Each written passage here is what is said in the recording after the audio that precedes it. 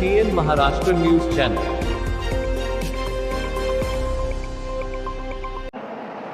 सर्वप्रथम आज या ठिकाणी आपल्या समोर संबोधित करत असताना मी सोलापूरच्या जनतेचे या ठिकाणी हात जोडून नमन करेन की ज्या सोलापूर जिल्ह्यातल्या जनतेने भारतीय जनता पक्षावर ऐतिहासिक असा विश्वास या ठिकाणी दाखवला आहे।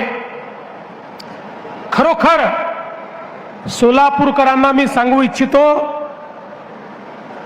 आम्ही तुमच्या कर्जामध्ये आहोत आणि हे कर्ज आम्ही विकासाच्या माध्यमातून फेडण्याचा प्रयत्न करणार आहोत।